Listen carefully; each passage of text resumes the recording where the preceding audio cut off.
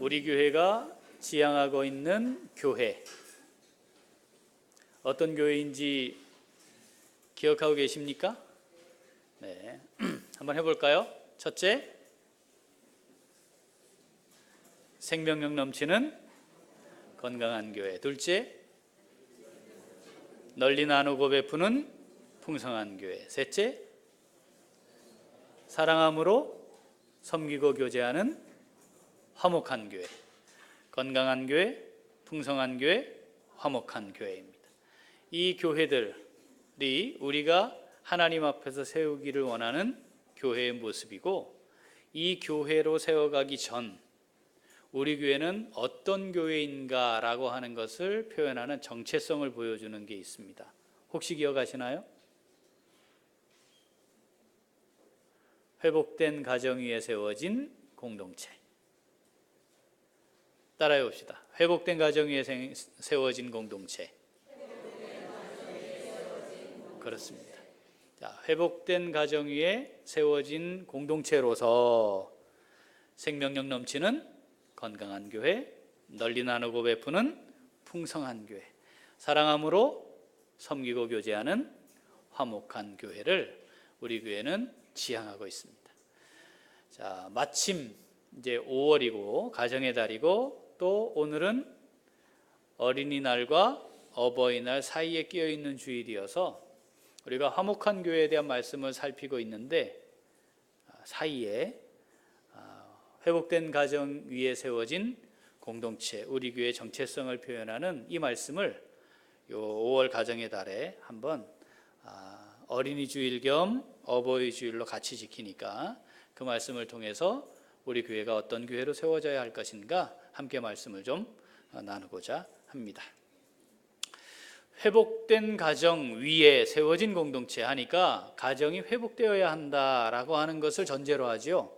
그런데 가정이 회복되어야 한다, 이 말이 별로 기분이 좋은 것 같지는 않습니다. 왜냐하면 그렇다면 우리 가정에 문제가 있다는 말인가 생각이 들죠. 어떻습니까? 우리 가정에 문제가 있나요? 저희 가정은 뭐 별로 문제가 없습니다. 다 문제가 있죠. 네. 이 땅에 세워진 가정은 필연적으로 문제가 있게 되어 있습니다. 이유는 가정을 이루고 있는 구성원인 나부터 완전하지 않기 때문에 우리가 이루고 있는 가정이 완전할 수가 없고, 그렇게 불완전한 사람들로 구성되었으므로 가정에는 반드시 문제가 있게 되어 있습니다. 그러니까 사실은 우리가 하나님 앞에 서는 마지막 순간까지 끊임없는 거룩함을 향해 나아가는 성도의 삶을 살면서 가정이 회복해야 하는 과정들을 끊임없이 반복하는 것이 정상입니다. 문제가 없어 보이는 집, 그렇게 보일 뿐이지 문 열고 그 집에 들어가면 문제 있습니다. 문제 없는 가정은 존재하지 않습니다. 중요한 것은 해결해야 하는데, 회복해야 하는데 그게 잘 되지 않고 있거나, 또는 정말 이게 심각한 문제라고 하는 사실을 잘 모른 채 살고 있는 것이 문제이죠. 교회는 확대된 가정입니다. 그렇죠? 우리가 가정들이 함께 모여서 하나님을 아버지로 모시고 살아가는 가족 공동체입니다. 그러니까 우리 각 가정들이 잘 회복되는 것이 교회가 제대로 세워지는 가장 중요한 원리이자 요소라고 하는 사실을 기억하면서 우리 가정의 회복을 어떻게 이루어가야 할까, 오늘 말씀을 함께 살펴보려고 합니다. 자, 회복이라고 하는 말은 원형, 원래의 형태 또는 이상적인 상태로 돌아가다, 이게 회복입니다. 회복, 원래의 상태. 여러분, 가정은 누가 만들었나요? 네? 그렇습니까? 우리가 서로 이렇게 같이 살고 싶은 사람이 생기는 바람에 그냥 같이 살게 돼 갖고 생긴 거 아닌가요? 선도 뭐 수백 번 보는 사람도 있어요. 우리 한모 영주 목사님이라고 밝힐 수는 없는데 전화를 100번 이상 받습니다. 선택하는데 얼마나 어려웠겠습니까? 그 과정 거쳐서 이렇게 결정해서 아이고 이제 살아야 되겠다 해서 그렇게 우리 선택에 의해 된 거 아니에요? 아닙니까? 네, 하나님이 세우셨나요? 네. 자, 이게 인정이 되면, 자, 그렇다면 중요한 가정의 원형이 뭐냐 하는 거죠. 원형을 알아야 회복할 거 아닙니까? 거기로 돌아갈 거 아니겠어요? 자, 원형 중요한 세 가지 원리가 있어요. 첫째, 가정의 중심이 하나님이어야 한다는 겁니다. 두 번째, 가정을 이끌어가는 원리가 하나님의 말씀이어야 한다는 겁니다. 그리고 가정을 운영하는 중심은 아버지입니다. 하나님이 가정의 중심이다. 심정적으로 우리 동의하죠? 구체적으로 진짜 그러냐? 그건 논외로 하고 심정적으로 그건 동의가 돼요. 가정을 운영하는데 원리가 뭐냐? 하나님의 말씀이다. 그것도 말씀대로 다 하는 것 같지는 않지만 심정적으로는 동의가 돼요. 근데 셋째, 가정 운영의 중심이 아버지다. 요건 조금 현실성이 떨어지는 것처럼 보입니다. 실제 우리 가정의 중심은 아버지입니까? 엄마입니까? 예? 확실히 아버지입니까? 요즘 아버지들 참 밥 얻어 먹기 힘듭니다. 집에서. 그렇지 않나요? 자, 가정을 세우신 분이 하나님이라고 하면 하나님이 가정을 디자인하실 때 원형이 뭔가 하는 것을 우리가 이렇게 설정을 해놓고 그것이 가장 이상적인 형태라고 하는 사실을 받아들여야 비로소 어떻게 하는 것이 회복인지가 결정이 되는 거죠.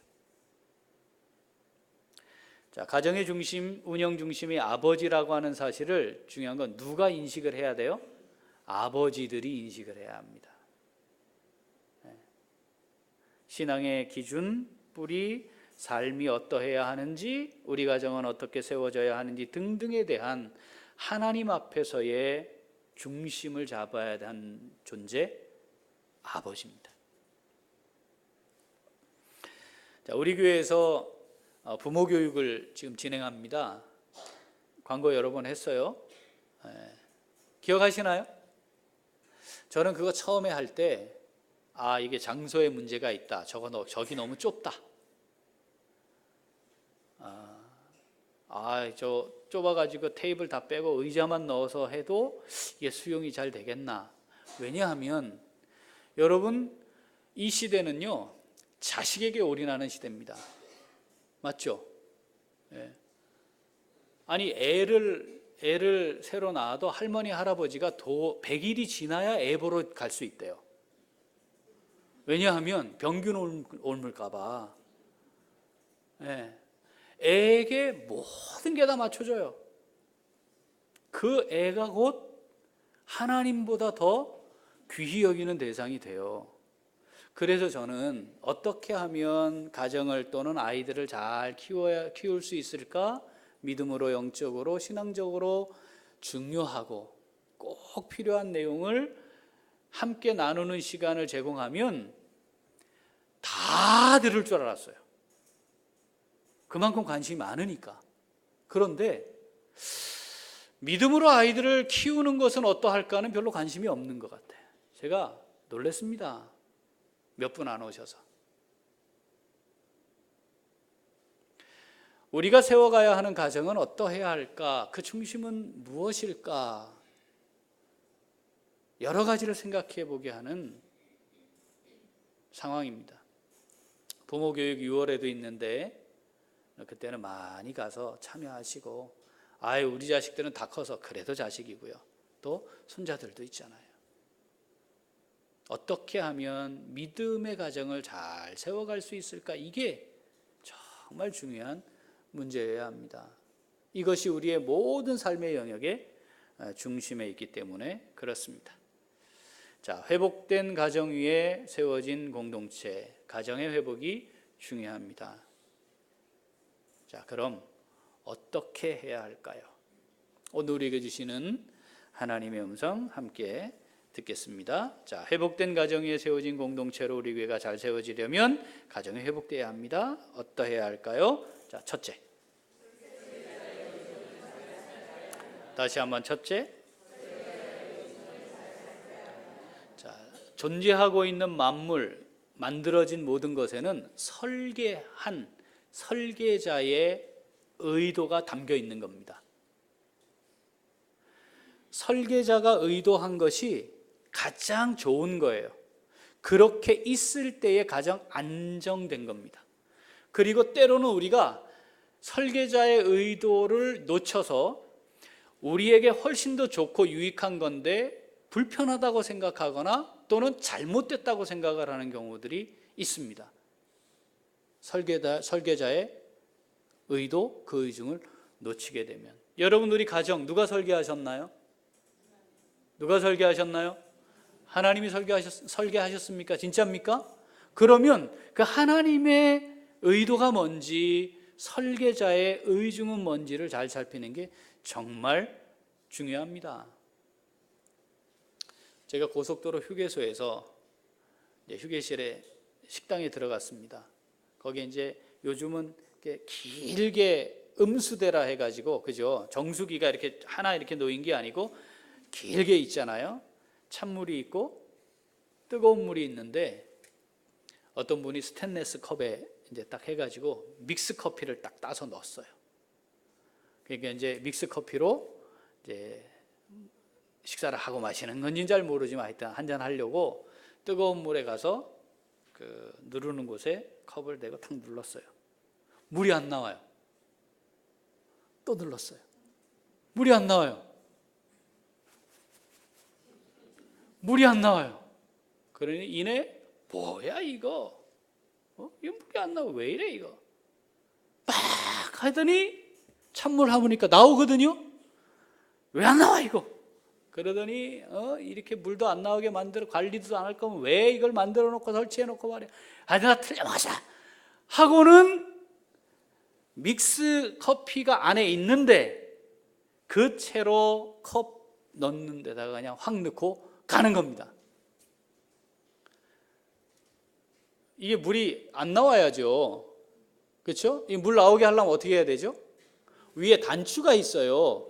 그 단추를 눌러야 나오는 겁니다. 거기 단추가 이렇게 있거든요.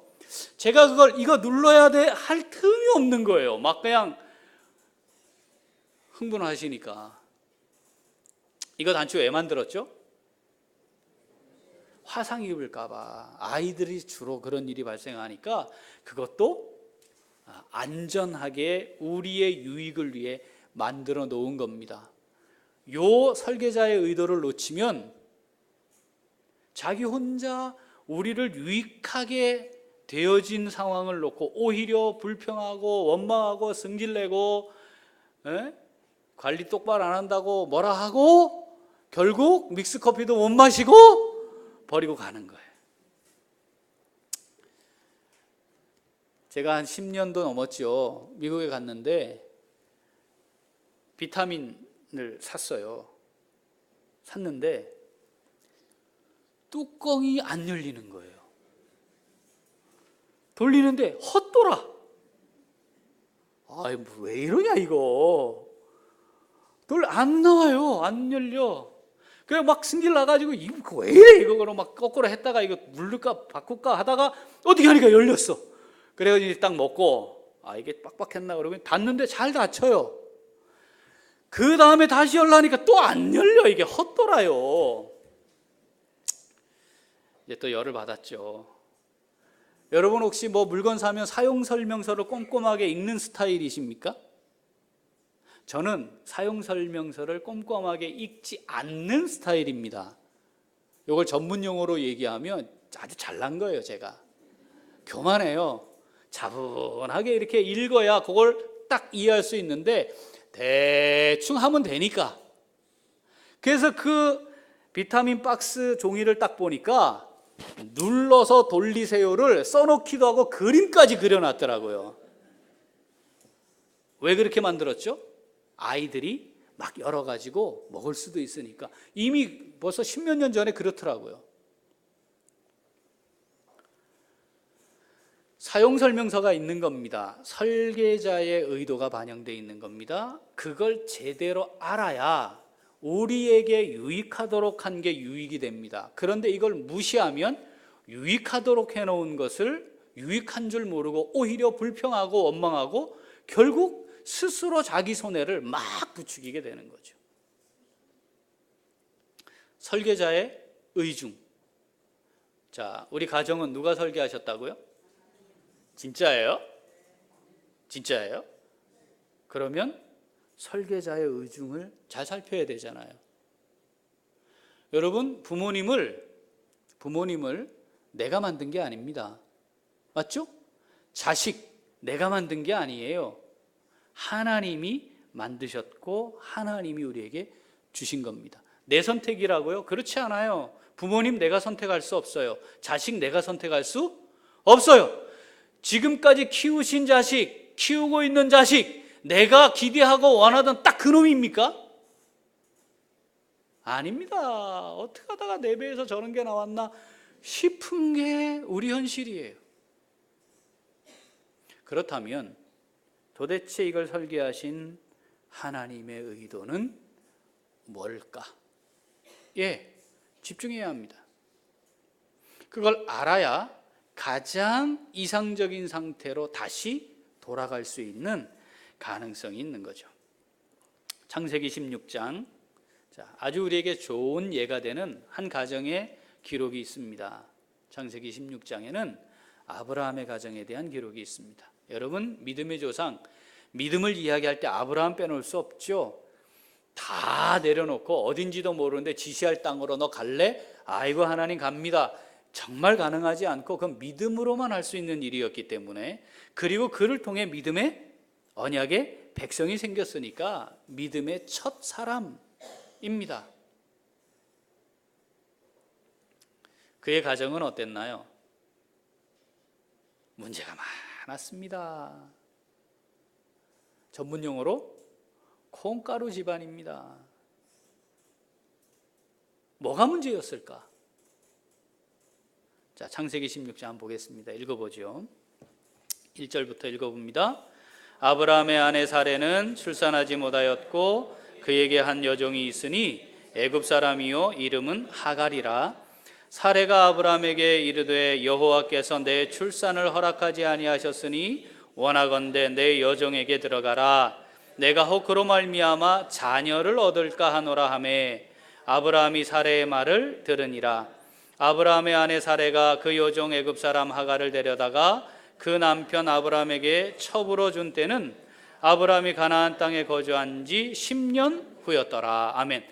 우리 예전 조선시대 그때를 이렇게 돌아가 보면 정부인이 아이가 없을 때 첩이나 여종을 통해 아이를 낳으면 그 아들을 누구 아들로 키워요? 정부인 아들로 키우는 겁니다. 그죠? 그 상황이에요. 자, 하나님께서 아브라함을 부르실 때 너로 큰 민족을 이루게 하겠다 였거든요. 그렇잖아요. 그 말씀을 따라 가나안에 온 거예요. 몇 년 살았다고요? 10년. 애가 안 생기는 거예요. 누가 초조할까요? 누가? 아브라함보다 사레가 훨씬 더 초조합니다. 요즘이야 남녀 이게 이제 여성 상위 시대니까 좀 다르지만 이 당시는 여자는 사람이 아니었으니까 전적으로 모든 책임이 여자에게 귀속될 때니까, 그러니까 나를 통해서는 아닌가 보다라고 판단한 거죠. 자, 설계하신 이 가정을 설계하신 하나님의 의도는 뭐였습니까? 사라를 통해 약속을 이루어 가시는 거였는데 설계자의 의도를 놓쳤어요. 그러니까 그 다음에부터는 뭐해요? 내가 가지고 있는 지식, 경험 총동원해 가지고 그 방법을 써보는 거죠. 그래서 당시 일반적인 방법을 써본 겁니다. 종을 통해 자녀를 얻을까 하노라. 사레가 그 아들을 얻기를 원했어요. 하나님의 설계는 뭐였을까요? 하나님의 설계는, 우리 알고 있잖아요. 하나님 설계는 뭐였어요? 아브라함이 언제 몇 살이 돼야 돼요? 100살이 돼야 돼. 사라는 90세가 돼야 되는 거예요. 왜? 아니 기왕 약속하셨고 주실 거면 좀 미리 주시면 좋잖아. 왜 이런 상황이 벌어질 수도 있는데 왜 하나님은 그러면 100세에 90세에 아들을 낳도록 하셨을까 말이죠. 이유가 뭐예요? 전능하신 하나님이 너를 통해 약속을 반드시 이룰 것이다라는 걸 보여주기 위함이었습니다. 아이를 가지거나 낳는 것은요, 신체적으로 가능하거나 불가능한 명확한 구분이 생기는 겁니다. 안 되는 때가 있는 거죠. 불가능한 때가 있는 거죠. 하나님은 그 불가능한 때의 하심으로 전능하심을 선언하기를 원하신 거였습니다. 그리고 내가 지금 너에게 한 약속이 절대로 헛된 것이 아니고 반드시 이루어질 거라는 것을 그것을 통해 확신을 하게 하고 이루어가기를 원하셨던 거죠. 그래서 그 아들이 그렇게 내가 존재하게 되었다는 걸 믿고 역시 하나님의 약속이 여전히 내 삶을 통해서도 이루어질 것이구나라고 하는 걸 확신하며 언약의 후손으로 살도록 하기 위함이었단 말이죠. 이게 설계하신 하나님의 의도였는데 이걸 놓치니까 내가 만든 가정, 내가 선택한 가정, 내가 결정한 가정, 그리고 그 이후에 자녀를 낳는 것도 나의 의지와 내 경험 능력으로 할 수 있다고 생각하고 드디어 설계자의 의도는 없어져 버린 사람의 일들이 시작되는 겁니다. 그게 지금 이 본문에 있는 거예요. 4절부터 읽어봅니다. 아브라함이 하갈과 동침하였더니 하갈이 임신함에 그가 자기의 임신함을 알고 그의 여주인을 멸시한지라. 사레가 아브라함에게 이르되 내가 받는 모욕은 당신이 받아야 옳도다. 내가 나의 여종을 당신의 품에 두었거늘 그가 자기의 임신함을 알고 나를 멸시하니 당신과 나 사이에 여호와께서 판단하시기를 원하노라. 아브라함이 사레에게 이르되 당신의 여종은 당신의 수중에 있으니 당신의 눈에 좋을 대로 그에게 행하라 하며 사레가 하갈을 학대하였더니 하갈이 사레 앞에서 도망하였더라. 그 결과는 임신하는 것은 되었지만 그 가정은 깨어져 버렸습니다. 설계자의 의도, 설계자의 의중, 이것이 무엇인지를 살피는 것, 이것이 하나님을 믿는 믿음을 가진 성도들이 놓치지 말아야 할 것이고, 그것을 놓치지 않아야만 회복, 원형으로 돌아가는, 이상적인 상태로 돌아가는 것이 비로소 가능해진다는 사실을 꼭 기억해야 합니다. 우리 가정은 어떻습니까? 회복을 이루고 있습니까? 회복을 경험하고 있습니까? 우리 가정을 설계하신 하나님 인정하는 가정입니까? 그 의중을 잘 살피고 있습니까? 설계자 하나님의 의중 잘 살펴서 회복된 가정, 귀한 가정 이루어갈 수 있는 우리 모두가 될 수 있기를 소원합니다. 아멘. 자, 둘째,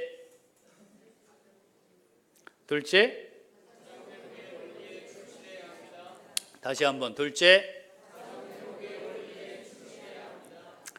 가정 회복의 원리에 충실해야 합니다.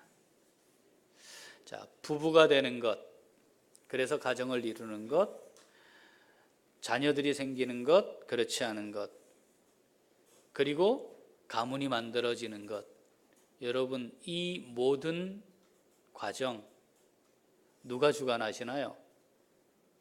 하나님이 주관하시나요? 맞나요? 네. 하나님이 주인이신가요? 맞나요? 그렇습니까? 우리가 아멘 소리가 당당하거나 크지 않은 이유, 우리의 현실이 그렇지 않기 때문일 가능성이 높습니다. 가정 회복.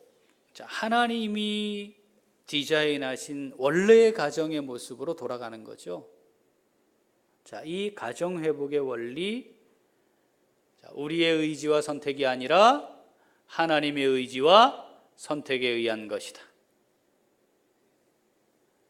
하나님의 의지와 하나님의 선택에 의해 부모님이 계셨고 내 자녀가 있는 겁니다. 나의 의지와 선택이 아님을 인정하는 것으로부터 가정 회복이 비로소 시작됩니다. 자, 그럼 회복의 모습인 가정은 어떠해야 하느냐? 하나님께서 그 원리를 말씀을 통해 우리에게 주셨습니다.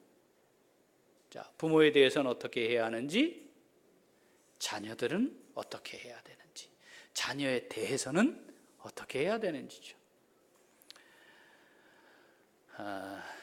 부모님에 대해 어떻게 해야 할 것인가?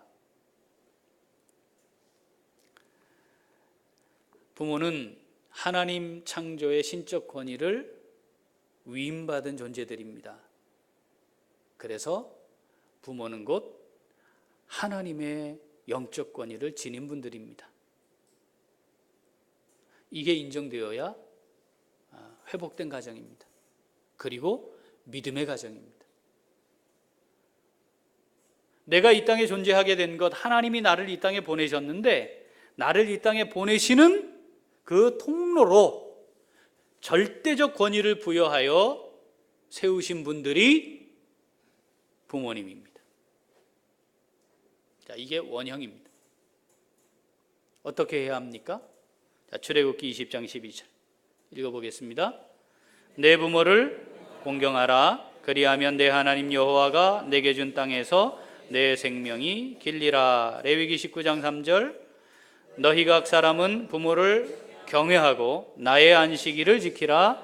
나는 너희의 하나님 여호와이니라. 나는 너희 하나님 여호와이니라. 나를 믿느냐, 나를 인정하느냐? 그러면 안식일을 지키라. 네 번째 계명이죠. 다섯 번째 내 부모를 공경하라인데 안식일을 지키라 이전에 내 부모를 경외하라고도 말씀하세요. 나를 믿는다는 것, 그 믿음의 표현은 부모를 공경하는 것이다. 부모를 공경하지 않는데 나를 잘 믿는다? 거짓말하지 마라.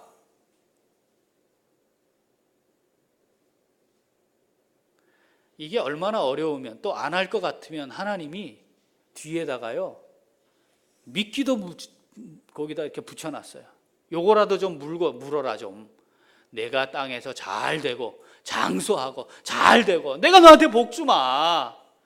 그걸 거기다가 이렇게 사은품까지 막 갖다가 붙여놓을 정도로 이것 좀 해라 하시는 거예요.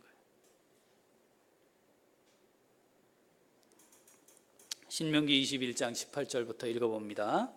사람에게 완악하고 패역한 아들이 있어 그의 아버지의 말이나 그 어머니의 말을 순종하지 아니하고 부모가 징계하여도 순종하지 아니하거든 그의 부모가 그를 끌고 성문에 이르러 그 성읍 장로들에게 나아가서 그 성읍 장로들에게 말하기를 우리의 이 자식은 완악하고 패역하여 우리 말을 듣지 아니하고 방탕하며 술에 잠긴 자라 하면 그 성읍의 모든 사람들이 그를 돌로 쳐 죽일지니 이같이 네가 너희 중에서 악을 제하라. 그리하면 온 이스라엘이 듣고 두려워하리라. 아멘. 자식이 이래도 얘 끌고 가서 돌로 쳐 죽일 부모는 없겠지만 하나님은 이렇게 하라 할 정도로 엄히 이 부분이 반드시 지켜져야 할 것을 말씀하신 겁니다. 부모를 공경해야 합니다. 내 집이냐 남의 집이냐, 요즘은 친정과 시월드가 있고 본가와 처가가 있어서 이게 참 어려운 상황입니다. 자, 원형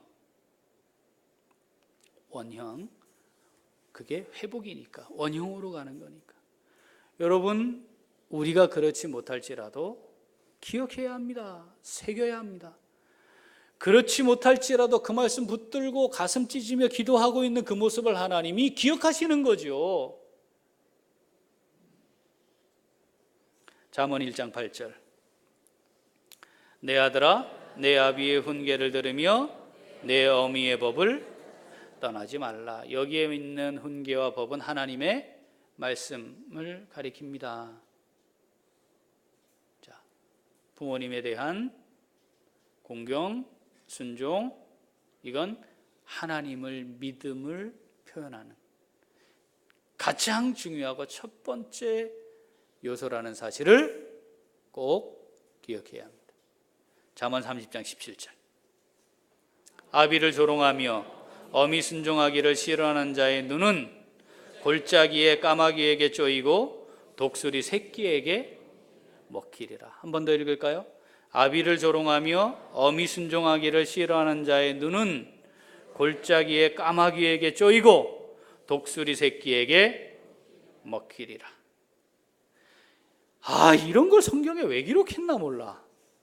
그리고 성경 하나님의 말씀이라면 이런 걸 좀 이거 빼놔도 안 될까 싶은데 왜 이걸 기록해 놓으셨을까요? 왜?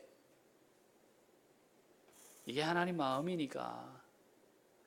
믿음을 가진 자식들이 어떠해야 하는지를 강조하셔야 하니까. 그렇게 해야 하나님이 예비한 은혜와 복을 누릴 수 있는데 그걸 내팽개치고 살면서 단추 누르면 뜨거운 물 나와서 커피 마셨을 텐데 단추 누르는 거는 지가 몰라놓고 막 자비로 흔들면서 분평하고 원망하고 뭐 있다구냐고 결국 믹스만 하나 버렸네. 손해봤다고 생각하고 인생을 사는 거예요. 야, 네 이익이 날라갔다. 이렇게 하면 저 사은품 안 받아도 돼요. 괜찮아요. 이렇게 또 나올 걸 하나님이 아시니까 너 이렇게 돼. 내가 만들어 놓은 질서야. 이걸 벗어날 수가 없는 거야. 하고 다시 말씀하실 수밖에 없는 거죠.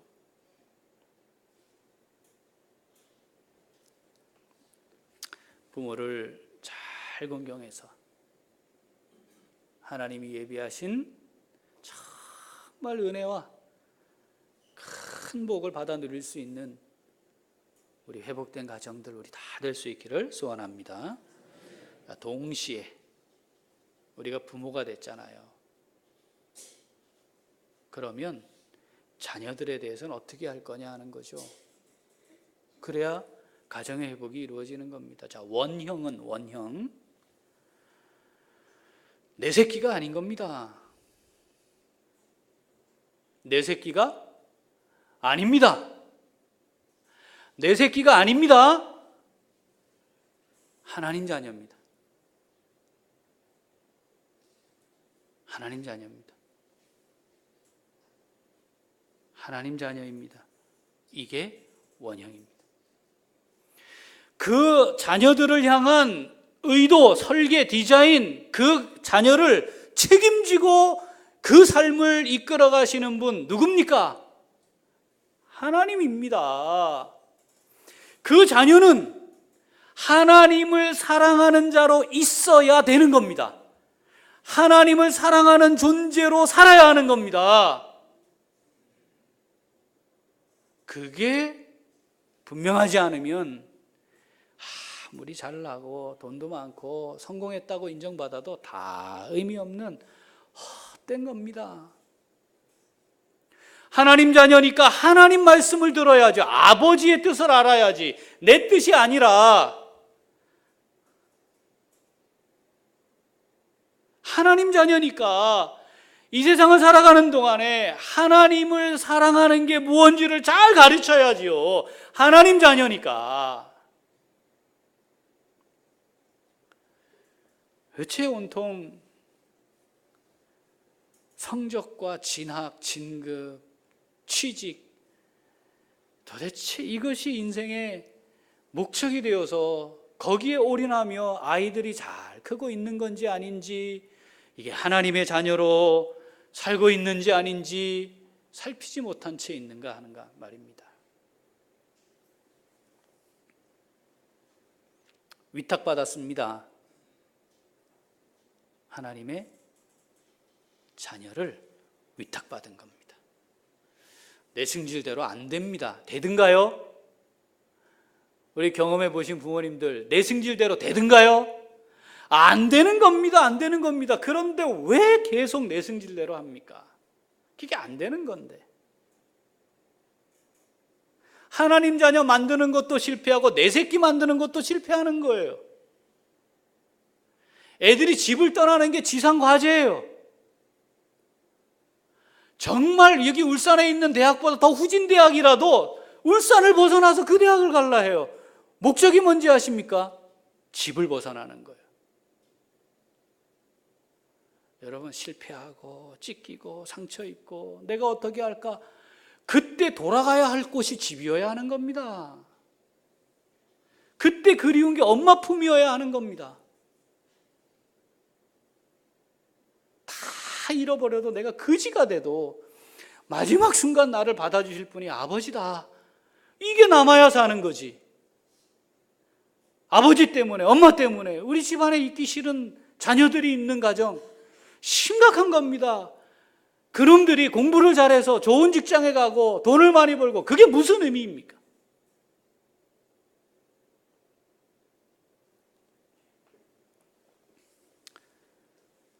정선아 집사님께 제가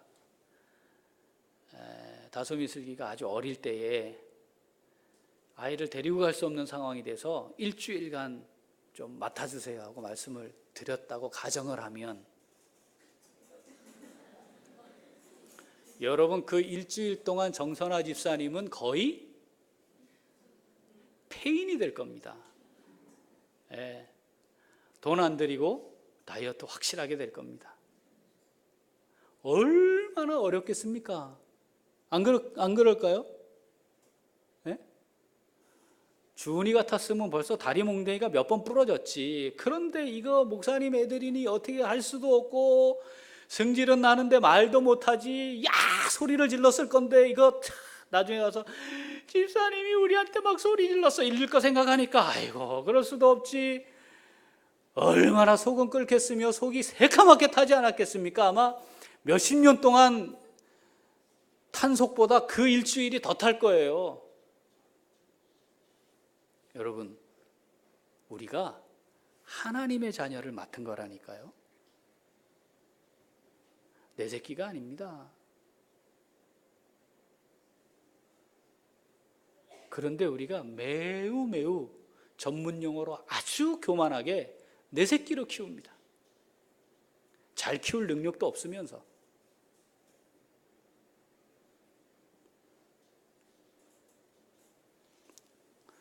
신명기 6장 7절 읽어봅니다. 내 자녀에게 부지런히 가르치며 집에 앉았을 때든지 길을 갈 때든지 누워있을 때든지 일어날 때든지 이 말씀을 강론할 것이며. 말씀이 새겨져 있어야 자녀들에게 하나님 말씀 들려줄 거 아니에요. 아버지는 이렇게 말씀하신단다 할 거 아닙니까? 이게 우리가 부모된 자로서 해야 할 가장 중요한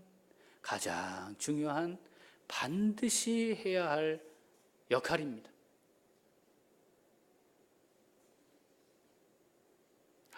저것들은 도대체 왜 저럴까? 다 우리가 보여준 걸 거려? 우리 입으로 다 그 아이들 귀에 들려준 걸 거려? 우리 모습으로 그 아이들에게 다 보여준 걸 거려? 예배를 소홀히 하는 거 우리가 보여준 걸 거려? 막 말하는 거 우리가 다 말로 들려줬을 겁니다. 믿음으로 살아가는 성도의 삶이 어떠한지 우리 아이들이 우리 모습 보면서 다 익혔을 겁니다. 뭐가 정말 인생을 사는데 중요한 거구나. 우리를 통해 보았을 겁니다. 저게 훨씬 더 중요한 거네. 말씀 묵상하고 기도하는 것보다, 예배하는 것보다, 섬기고 봉사하는 것보다, 헌신하는 것보다 저게 훨씬 더 좋은 거구나. 그런데도 가끔 말은 또 왜 저렇게 하지? 우리가 다 들려주고 보여준 걸 겁니다. 누구의 문제입니까?